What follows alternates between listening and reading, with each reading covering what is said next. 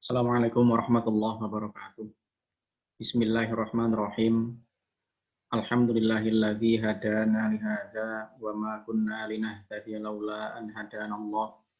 Wassalatu wassalamu ala asyrofil anbiya'i wal mursalin sayyidina maulana Muhammadin sallallahu alaihi wasallam wa ala alihi wa ashabihi ajma'in amma ba'dah. Mari kita mulai perkuliahan kita pada pagi hari ini dengan membaca basmalah. Bismillahirrahmanirrahim. Pada pertemuan kita kali ini, kita akan membahas tentang materi yang keempat.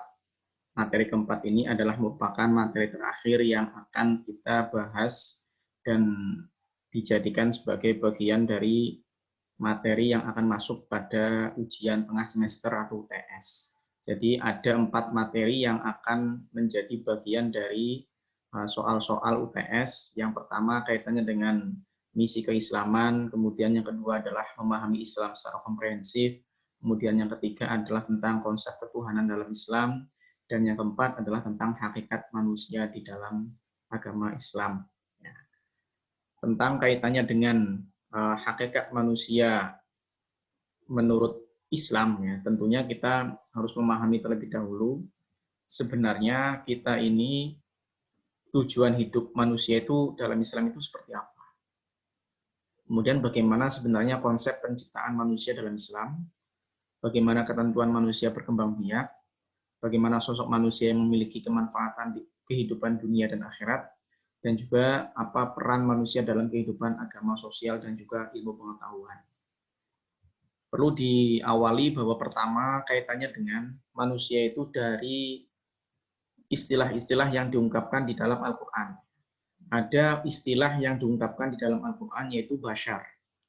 Bahwa penamaan manusia dengan kata basyar ini berarti menunjukkan bahwasanya basyar itu kalau kita kaitkan dengan makna secara bahasa, dia adalah merupakan kata yang bermakna baik, indah, bergembira. Makanya kan dalam ayat Al-Quran ada wa ma arsalnaka illa rahmatan lil alamin. Kemudian juga ada inna arsalnaka basyiron wa nadhiron. Dan itu menunjukkan bahwasanya ada basyiron, memberikan kabar gembira. Dengan kata lain juga basyar itu diartikan juga basyaroh. Basyaroh itu artinya adalah kulit. Ya, artinya kulit, sehingga dari kata ini, basyar ini manusia diartikan sebagai manusia yang memiliki fisik, ya, dalam artian bahwa manusia dari segi basyar ini dia adalah sebagai makhluk biologis. Karena makhluk biologis maka membutuhkan sesuatu yang kaitannya dengan fisik, dengan biologisnya. Misalkan butuh makan, butuh minum, butuh adanya hubungan seksual dan lain sebagainya. Itu merupakan manusia dari sisi basyar.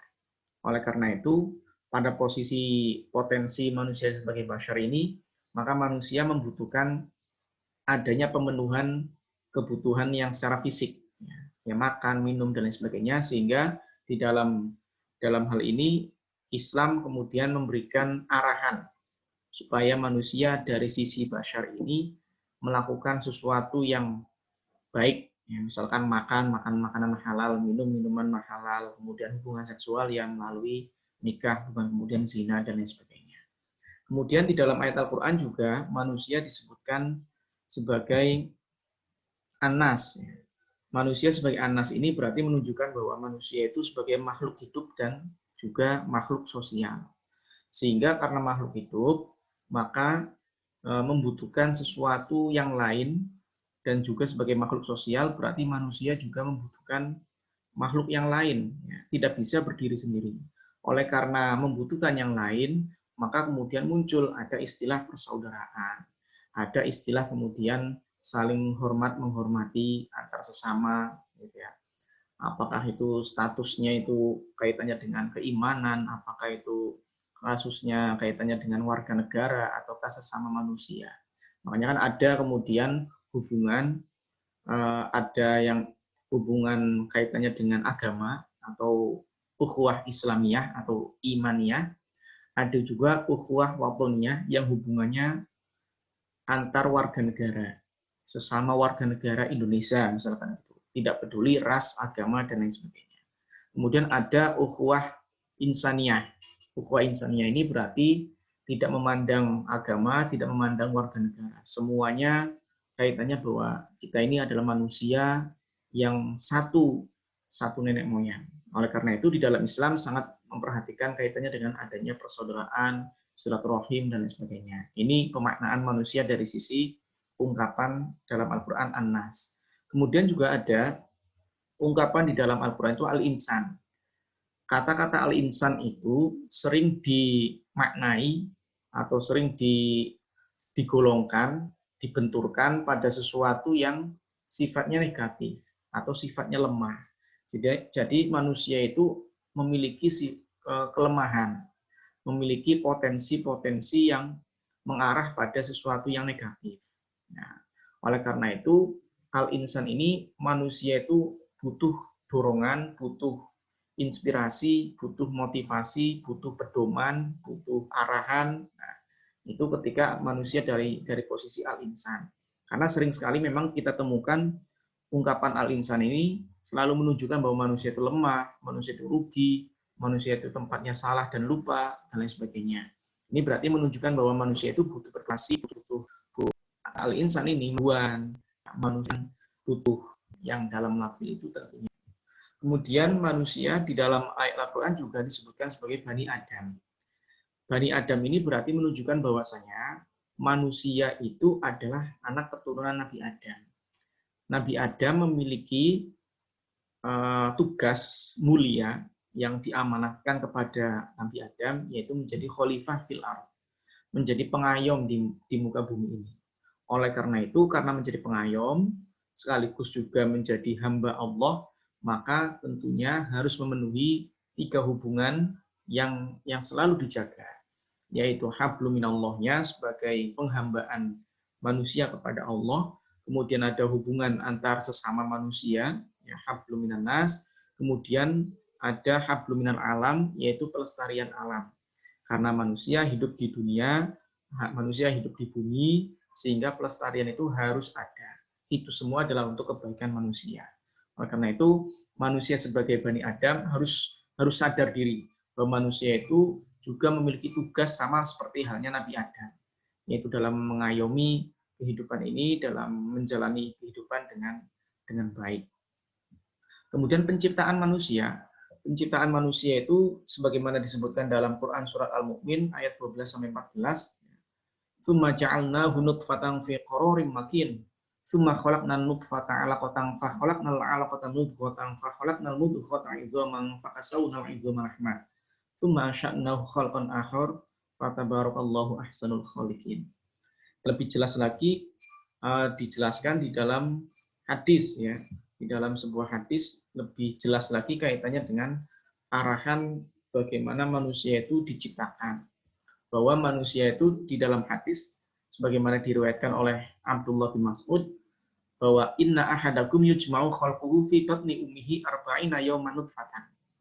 Salah satu dari kita itu diciptakan di perut ibu. Ya, di perut ibunya selama 40 hari berupa nutfah, ya, saripati mani, ya. Kemudian summa yakunu 'alaqatan, setelah itu 40 hari kemudian berupa alaqah, summa yakunu mudghatan, 40 hari kemudian berupa mudghah. Berarti kalau di total 40, 120 sama halnya 4 bulan. Nah, pada saat usia janin 4 bulan itu, summa yursalu ilaihil malak fayanfukhu fihi ruh.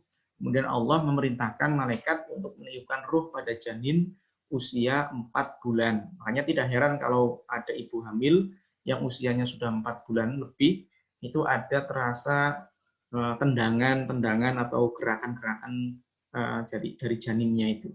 Karena memang rohnya sudah ditiupkan. Kemudian tidak hanya itu, pada usia 4 bulan itu, kemudian diperintahkan untuk malaikat diperintahkan untuk mencatat 4 kalimat, 4 takdir. Ya. Yang pertama adalah bikat birizkihi, mencatat rizkinya bagaimana, wa ajalihi, ajalnya bagaimana, wa amalihi, amalnya bagaimana, syaqiyin au sa'idin, bahagiakah atau celakakah janin itu nanti kalau sudah lahir. Ini merupakan 4 takdir yang ditetapkan pada usia 4 bulan. Maka oleh karena itu ada beberapa ulama, ya, khususnya di Indonesia ini, sangat memperhatikan kaitannya ada tradisi 4 bulanan. Yang tujuannya itu adalah merupakan momen 4 bulan ini di mana manusia pada saat usia kandungannya 4 bulan itu, manusia yang di dalam kandungan itu sedang ditakdirkan oleh Allah dan juga sedang ditiupkan ruhnya. Sehingga dengan harapan adanya 4 bulanan itu tujuannya adalah mendoakan agar supaya janin itu ditakdirkan baik, menjadi anak yang soleh, soleha, berbakti kepada orang tuanya, berguna bagi agama, nusa dan bangsa, dan begitu seterusnya. Tujuannya adalah pada momen itu didoakan agar supaya pada saat itu sebelum takdir sempat dicatatkan, kita berdoa terlebih dahulu agar janin itu mendapatkan takdir yang terbaik dari Allah Subhanahu wa taala. Nah, kemudian kaitannya dengan hal itu, maka ada aturan-aturan yang kemudian secara kedokteran ya, bahwa proses kelahiran manusia dari mulai ada di dalam kandungan, mulai dari tetes mani, ya. Kemudian ada segumpal darah yang melekat di rahim. Setelah itu ada segumpal daging, ya, segumpal daging yang itu atau pembungkusan tulang otot, ya, kemudian saripati tanah dalam campuran air mani, dan begitu seterusnya sampai kemudian janin itu lahir, dan pada usia 7 bulan ya, itu normalnya bayi sudah bisa lahir. Nah, tapi mungkin kalau menurut kedokteran itu usia itu masih dini ya, sehingga prematur biasanya, tetapi sudah bisa lahir. Oleh karena itu juga tidak heran kemudian ada tradisi 7 bulanan yang tujuannya adalah mendoakan menjelang kelahiran supaya ibu yang sedang mengandung itu lahir dengan selamat, dengan cepat, ya, dengan mudah. Bayi yang dilahirkan tidak cacat, sehat, gitu ya, dan kelak menjadi anak yang soleh-soleha, berguna bagi agama, nusa dan bangsa. Itu adalah merupakan momen besar di mana kita bisa mendoakan janin itu untuk harapan yang lebih baik. Bolehkah mendoakan seperti itu? Boleh. Apalagi berdoa itu adalah merupakan harapan kita kepada Allah. Kita mengharapkan supaya Allah membantu dan mengabulkan apa yang menjadi harapan kita. Oleh karena itu, apalagi di saat momen-momen besar ya, kayak misalkan kita pas ujian sekolah ya, UN misalkan, ketika pada saat UN itu kan kemudian ada misalkan doa bersama. Nah, doa bersama ini kan tidak ada yang kemudian dasarnya ya, tetapi karena momennya mau UN, ya, kemudian doa itu sebagai bentuk dari kita bersandar diri kepada Allah, semua permasalahan kita sandarkan, minta pertolongan kepada Allah sebagaimana dalam ayat Al-Qur'an, iyyaka na'budu wa iyyaka nasta'in, hanya kepada Engkau kami menyembah dan hanya kepada Engkau kami mohon pertolongan. Itulah kemudian proses di mana manusia diciptakan. Kemudian setelah manusia itu diciptakan, ada dasar tanggung jawab manusia. Bahwa manusia itu tanggung jawabnya diciptakan untuk khalifah, menjadi pemimpin dan pengayom di muka bumi. Ya. Jangan kemudian kaitkan khalifah ini dengan kekhilafahan yang disampaikan oleh HTI ya. Bukan, karena khalifah ini adalah merupakan bukan sistem kenegaraan, tetapi tanggung jawab manusia itu sebagai orang yang memang menjadi pemimpin, bertanggung jawab untuk mewarnai kehidupan ini dengan sesuatu yang baik, melestarikan alam, ya, menjaga hubungan antar sesama, dan begitu seterusnya. Nah, dari sini kemudian tanggung jawab ini ada beberapa pemahaman. Ya. Ada yang modelnya itu gaya manusia, biasanya serampangan ya gaya manusia itu. Kemudian ada yang gaya malaikat, ini biasanya lebih pada segala apapun atas nama agama gitu.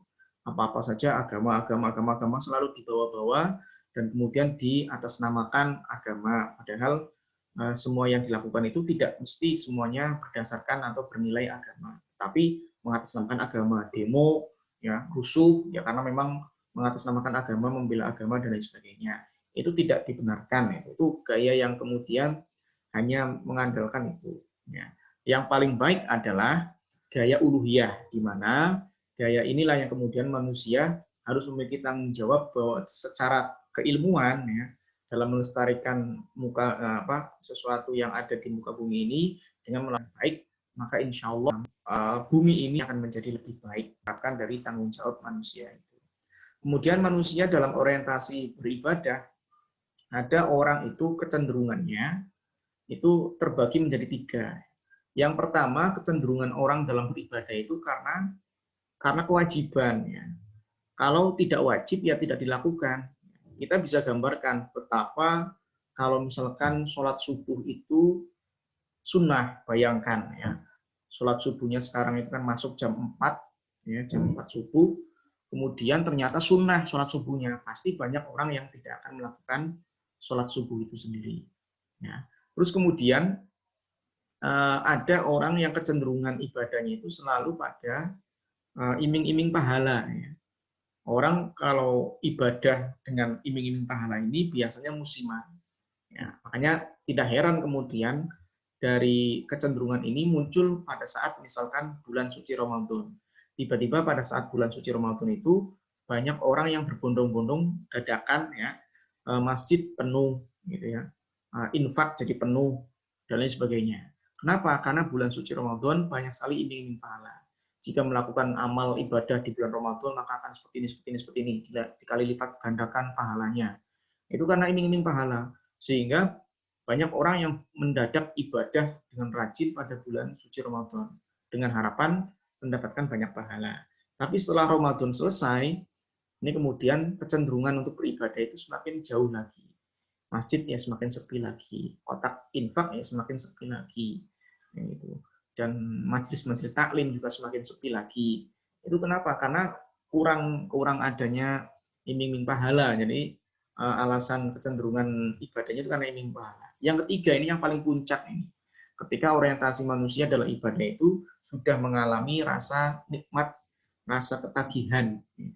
Kalau sudah ketagihan itu ya apapun harus dilakukan karena ketagihan ya.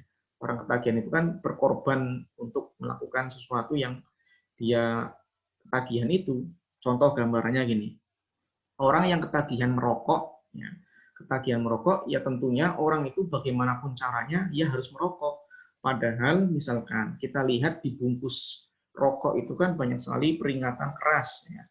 Merokok dapat menyebabkan gangguan jantung, paru-paru, ya, impotensi, ya, bahkan ada gambar lehernya bolong gitu ya. Terus kemudian ada juga gambar orang merokok di sampingnya tengkorak, gitu ya. Mungkin suatu saat akan ada inisiatif dari perusahaan orang merokok sampingnya kuburan, gitu. Atau bahkan orang merokok di sampingnya siksa neraka, misalkan itu, biar kapok. Ya. Tapi yang namanya sudah ketagihan, walaupun banyak sekali ancaman-ancaman sakit dan lain sebagainya, itu tidak dipedulikan. Orang-orang sudah ketagihan merasakan kenikmatan dalam hal merokok. Gitu. Begitu juga dengan ibadah. Kalau ibadah sudah mulai ketagihan, apapun rintangannya itu akan dilawan dan akan dihadapi dengan penuh semangatnya. Misalkan gini, contohnya, misalkan kalian ya mau jamaah di masjid, jarak antara rumah dengan masjid itu misalkan 500 meter. Awalnya niat mau jamaah itu 100%, semangatnya itu ya. Tiba-tiba hujan lebat. Nah, kemungkinan 100% awal semangat itu akan turun. Ya, turun. Ditambah lagi ada petir menyambar. Tambah lagi banjir. Ya. Tambah lagi mati lampu. Nah, itu sudah wassalam itu ya. Berarti bisa-bisa semangat itu menjadi 0% jadinya. Dan akhirnya tidak mau ke masjid. Padahal cuma hujan gitu ya. Pakai payung kan bisa, pakai jas hujan bisa. Ya, atau melipir ke samping-samping rumah tetangga kan bisa, mestinya kan seperti itu ya. Kalau orang yang niatnya itu tidak terganggu dengan beberapa kendala-kendala atau hambatan-hambatan itu. Ibaratnya gini, ada orang kasmaran, si A laki-laki, si B perempuan. Si A ini mencintai banget sangat mencintai si B. Pada suatu hari mereka janjian ketemuan. Ya, kemudian terjadi hujan lebat, ya, hujan besar, petir menyambar, mati lampu kayak tadi lah, gitu ya, kayak contoh gambaran sholat berjamaah di masjid tadi. Mati lampu, hujan besar, petir menyambar, kemudian yang perempuan bilang, WA, gitu misalkan, Mas tidak usah menemui saya, kasihan, hujan lebat. Nah, yang laki-lakinya tidak, ya, dengan bahasa semangatnya, walau halangan, rintangan, membentang, tak jadi masalah dan tak jadi beban pikiran. Ini menunjukkan bahwa cuma hujan, cintaku padamu tidak ada yang bisa menghalangi. Nah, misalkan gitu. Itu gambaran orang kasmaran yang mestinya ibadah lebih daripada itu. Nah, itulah orientasi yang kemudian mestinya dibangun oleh manusia dalam hal ibadah. Kemudian manusia kalau ketika orientasinya pengen masuk surga, punya dua alasan saja cukup. Ya. Yaitu punya orang dalam. Siapa orang dalamnya itu adalah syafaat Nabi. Nabi Muhammad itu orang dalam. Ya. Sehingga ketika kita mau masuk ke lembaga itu kan mudah itu kalau punya orang dalam. Ya. Kalau tidak punya orang dalam kan sulit masuk itu. Makanya begitupun surga harus punya orang dalam. Siapa orang dalamnya? Kanjeng Nabi. Apa yang kemudian Kanjeng Nabi lakukan untuk kita? Syafaat. Kanjeng Nabi malah bisa memberikan syafaat kepada kita, bantuan atau pertolongan yang Nabi berikan kepada kita. Kemudian ada nepotisme, fadlun minallah. Nepotisme itu Allah pilih kasih kepada hamba-hambanya yang Allah kehendaki. Yaghfiru liman yasha wa yu'adzibu man yasha. Allah boleh-boleh saja dong mengampuni dosa-dosa hambanya dan menyiksa hamba-hambanya itu. Tergantung keinginan dan kehendak Allah kepada siapa yang Allah kehendaki. Kemudian selanjutnya, kaitannya dengan manusia itu berkembang biak. Kita tahu bahwasanya perkembangan biakan manusia itu tidak seperti makhluk-makhluk yang lain. Manusia itu memiliki akal, manusia itu memiliki akhlak, ya, sehingga kaitannya dengan perkembangbiakan itu melalui sesuatu yang halal, yaitu nikah. Nah, nikah itu ada beberapa hal yang menjadi hukumnya. Ada nikah itu menjadi wajib, ada nikah itu sunnah, ada nikah itu haram. Misalkan gini contohnya, ada orang dia sangat bersyahwat. Syahwat itu sudah memuncak. Apa-apa saja itu bersyahwat lah. Memegang apapun jadi bersyahwat. Bahkan memegang kambing pun misalkan itu sampai bersyahwat. Nah, ini berarti syahwatnya sudah tidak bisa terbendung. Harus dilampiaskan. Ya. Tetapi dia ketika pelampiasan itu mampu, ya, dan dia juga punya ongkos. Ya. Punya ongkos untuk bisa menikah. Maka nikah yang model kayak gini wajib. Dia punya ongkos sudah, terus kemudian dia syahwatnya juga sudah ada. Sehingga wajib untuk menikah. Kenapa? Karena kalau tidak nikah, dia akan jatuh pada perbuatan-perbuatan zina. Beda kalau misalkan ada orang, dia tidak pernah syahwat sama sekali. Lihat perempuan saja nggak syahwat. Gitu. Ya. Sampai kemudian lihat perempuan yang tidak pakai baju, nggak syahwat sama sekali, misalkan kayak gitu. Nggak ada efeknya. Ya. Terus kemudian tidak punya harta untuk bisa dijadikan sebagai modal atau nafkah, mahar, tidak punya sama sekali. Miskin. Ya. Dan tidak punya syahwat, miskin, maka nikahnya yang semacam ini adalah haram. Ya. Karena buat apa nikahnya? Itu nafkah tidak bisa, ya kemudian nafkah lahir batin juga tidak bisa. Ya, buat apa nikahnya? Maka bisa jadi nikahnya itu haram. Nah, ada yang sunnah, ya kan? Dan begitu seterusnya. Itu bergantung pada tingkatan bagaimana manusia itu berkembang biak. Sekali lagi, manusia dalam hal berkembang biak tidak kemudian serampangan dalam hal melampiaskan nafsunya itu, tetapi harus melalui aturan-aturan yaitu tentang nikah. Ya. Dan nikahnya pun tidak kepada perempuan yang dikatakan mahram. Ada mahram itu ada dari segi nasab, ada dari segi rodoah itu sesusuan, dan ada juga dari segi musyawarah. Dari semua yang dari segi nasab, rodoah, dan musyawarah itu semuanya mahram selamanya. Mahram itu tidak boleh dinikah selamanya, kecuali satu, yaitu ipar. Ipar itu selama masih ada pernikahan, ya, kakak iparnya, adik iparnya itu akan menjadi mahram selama masih ada pernikahan. Tetapi kalau sudah cerai, termasuk menjadi mahram. Dan aturan kaitannya perkawinan itu dalam Undang-Undang Ikatan Lahirin antara seorang berdasarkan ketuhanan yang Maha Esa. Ya. Kemudian yang terakhir adalah kondisi kedewasaan manusia dalam Islam. Kedewasaan manusia dalam Islam itu terbagi menjadi 3. Ada tamyiz. Tamyiz ini kedewasaan dalam segi terbentuknya nalar dasar. Ya. Sudah mulai mengenal namanya api itu panas, kemudian air es itu dingin, ya, pisau itu berbahaya. Nah, itu. Tapi kalau yang masih balita yang belum tamyiz itu kan nggak mengenal yang api itu kan tamyiz. Ya. Jadi tamyiz terbentuknya nalar. Biasanya para ulama mematok orang anak yang fungsinya itu nalar dasarnya terbentuk. Kemudian ada baligh, wajib dengan perintah. Tapi syaratnya ya 9 tahun hijriah kok tidak bisa. Minimal menunjukkan bahwa sudah baligh. Ya. Kemudian kalau tidak baligh dan tidak mengalami ihtilam, ya, tidak mengalami baligh dan tidak mengalami ihtilam, maka karena pernikahan itu membutuhkan